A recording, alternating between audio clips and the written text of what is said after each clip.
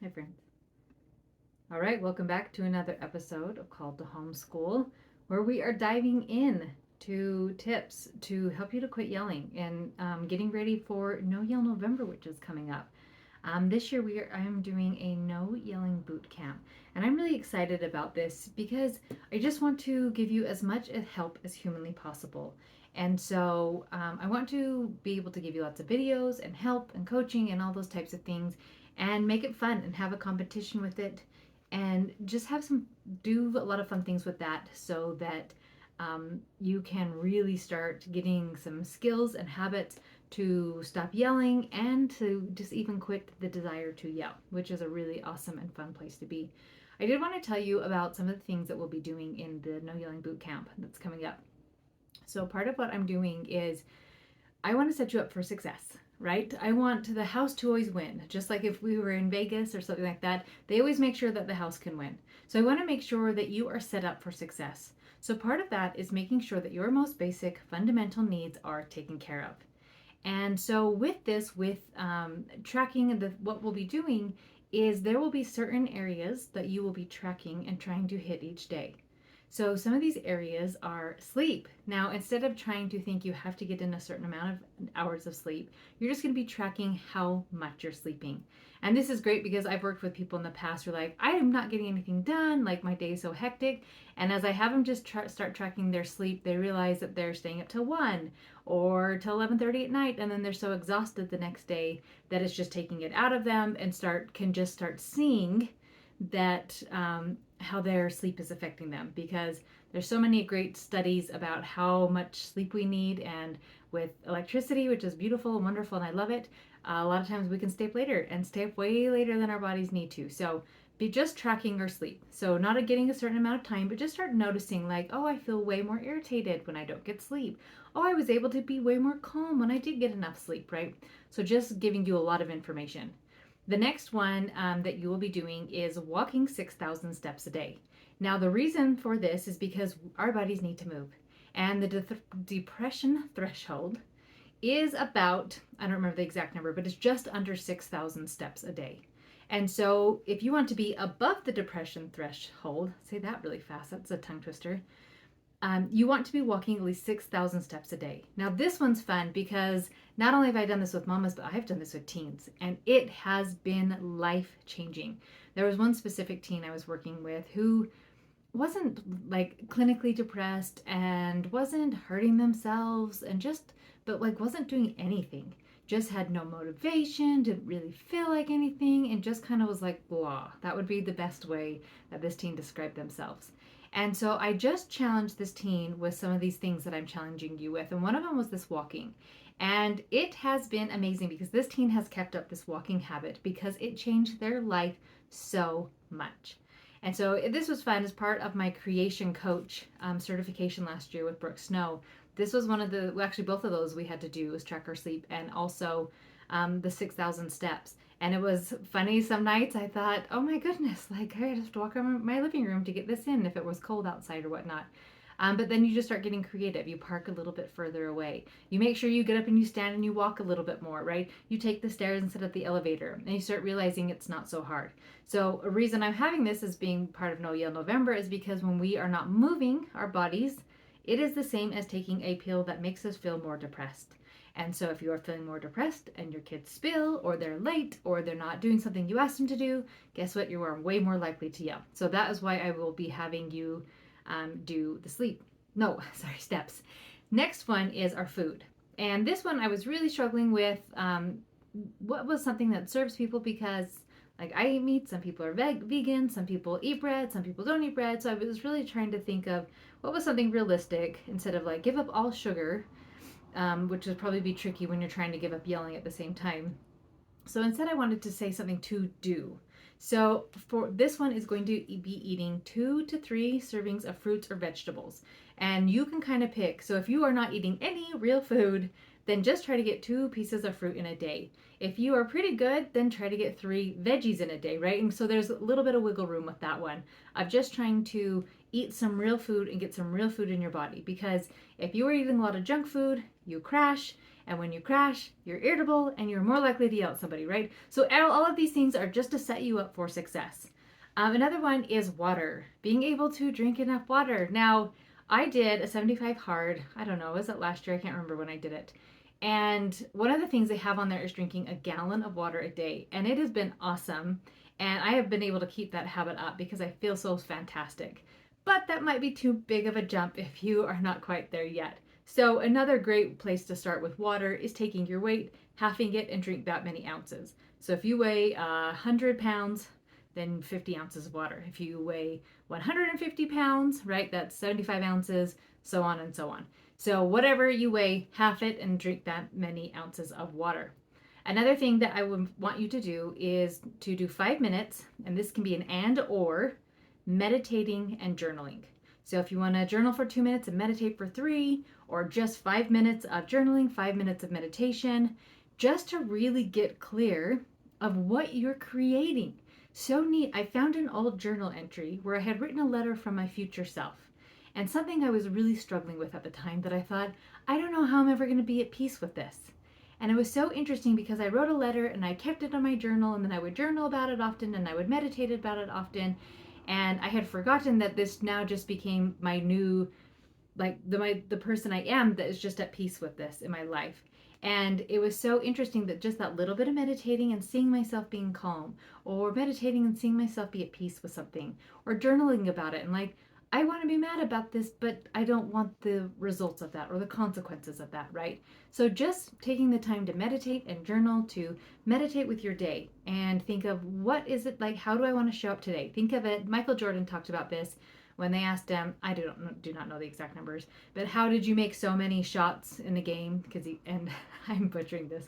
He said, because I did it thousands of times in my head. So he envisioned himself so often making these shots. So envisioning yourself staying calm, right? So meditating in the morning, you're going to go somewhere that day, like kind of go over your day. Like, what do we have today? Okay, we're doing math today.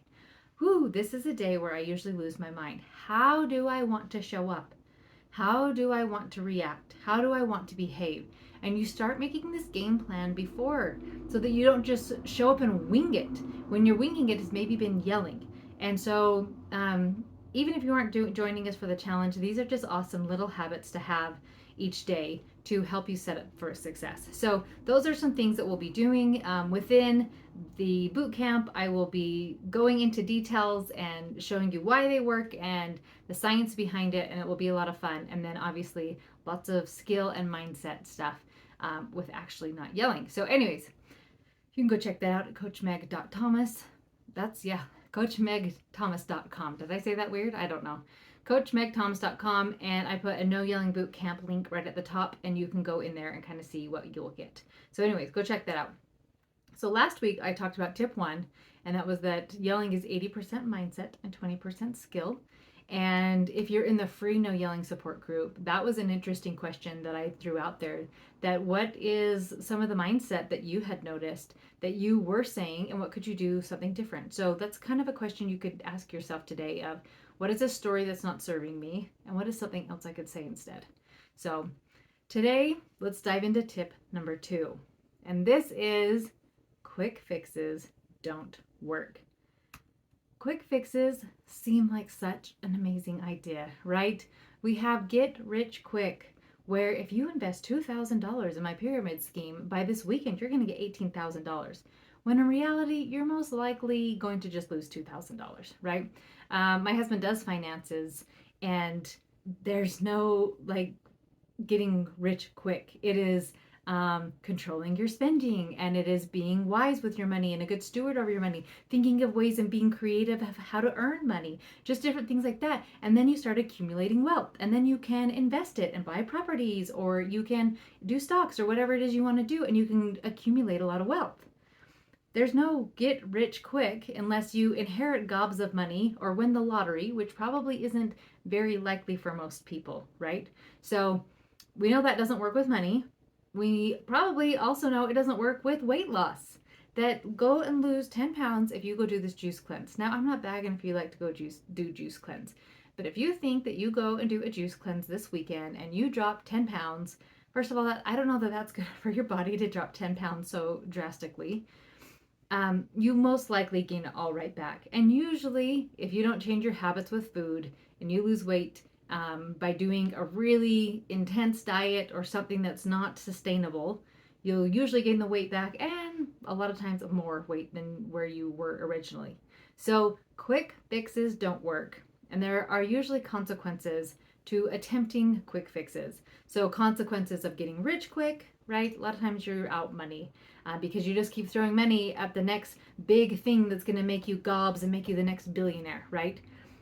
Same thing, consequences with weight loss, that sometimes it messes with your health, right? You gain the weight back, all those types of things. So there are consequences by trying to do a quick fix with behavior. So when you're trying to do a quick fix with behavior, oftentimes you go to yelling.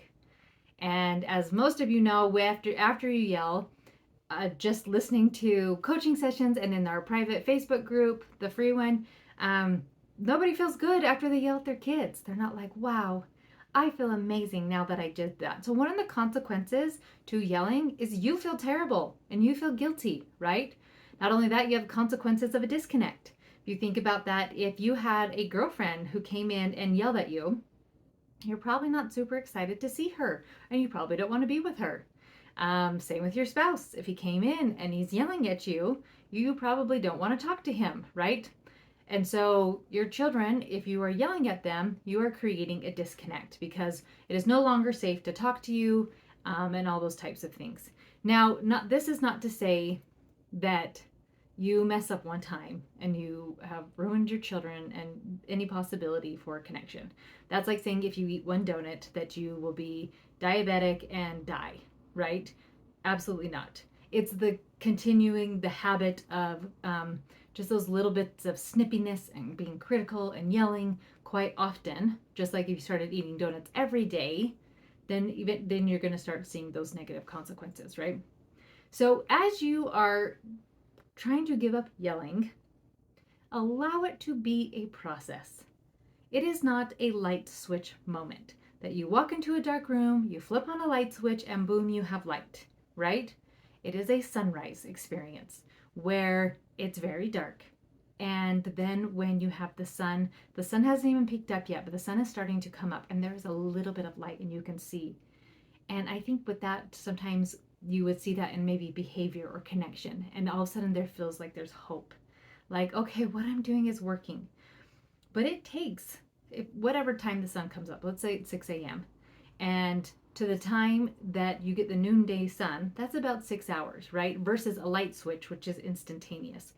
So if you put that into the same idea of allowing it to be a process, that all of a sudden it's a noonday sun and you didn't even realize, like you forget how dark it was because it's just so bright, but it just happened so naturally and so easily that it just becomes this beautiful experience, right? And so allowing this to be a process, allowing yourself to make some mistakes, allowing yourself to just keep trying and allowing your kids space to feel connected to you again, right? So if you give up yelling today, I've seen this, right? And I joke too, like, oh, I ate one salad. Why did I not lose 20 pounds, right? Like, oh, I didn't yell at my kids one day, but they're still being a punk. Like, okay, it needs to be a consistent thing. It needs to be a process. There was a girlfriend of mine who is really fit and active, and we were talking about health, and she talked about that she does macros.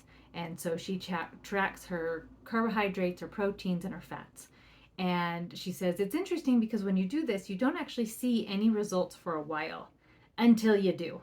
And she said, and then it's really easy to maintain a healthy weight. I feel fantastic, and all these types of things. And I think giving up yelling kind of creates the same thing. Like, at first, you don't see any results, and you have to go off some faith. Like, okay, I'm not yelling. This is not fixing everything instantaneously, but going off some faith because all of a sudden it works.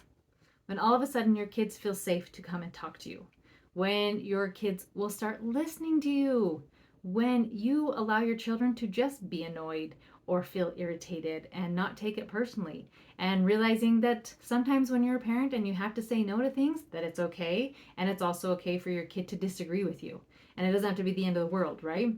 So you just get to allow this to be a process, and as you do, you get lasting change instead of trying to do the quick fix things that are gone by the weekend or gone by the next week, right? They actually have lasting change where relationships just get to be fun and you start enjoying your children again and all those awesome things. So, another thing I do want to say as you are going through a process and allowing this to be a process and allowing time and space for the change, focus on your wins, right? So often I've seen in weight loss groups that somebody's like, oh, I only lost a pound. And the coach is like, what? A pound? That's amazing. 1 pound a week is 52 pounds a year, friend. Even if you only lose 1 pound every other week, that's about 26 pounds a year. That is amazing progress, right? If you even think about that 1 pound a month, that's 12 pounds a year. That is amazing progress, right? So focus on your wins. So think of a time maybe where you used to yell and get really snippy or something like that, like coming home from a date or leaving to go somewhere and you didn't. And I want you to cheer yourself on. Like, I am doing it. And you know what's interesting is what happens is as you kind of change the focus from I want to fix my kids' behavior to I want to stop my yelling, a natural consequence that happens a lot of time is that then it allows space for you to teach your children the appropriate behavior you want to see. But it comes from a really authentic place of I love you no matter what, but like this is what's appropriate in our home. This is what's okay. And so just start focusing on your wins. Get rid of the idea that this is going to be a quick fix, that I'm going to just shove my feelings down for November and not yell at my kids and get my sweet prize from Meg. But instead, I'm going to allow this to be a process so that I am the person I know I have the potential to be forever. For the rest of my life, I don't have to yell. I don't have to then feel the guilt. I don't have to see my kid in tears. I don't have to see my kid afraid of me anymore because I've just become the kind of person who doesn't yell anymore. So that is the tip today. Once again, I want to invite you to come and join me for this No Yell November boot camp, where we will be starting at the end of September with a live call and then a private Facebook group so I can do some coaching in there, weekly videos, private group coaching in there just for that group, all those things. If you are Mama's members, this is actually free and just part of Mama's members. So you don't need to do both. So anyways, ask me any questions, send me an email, anything like that, and I'd be happy to answer your questions. And I will talk to you next week. Have a good one.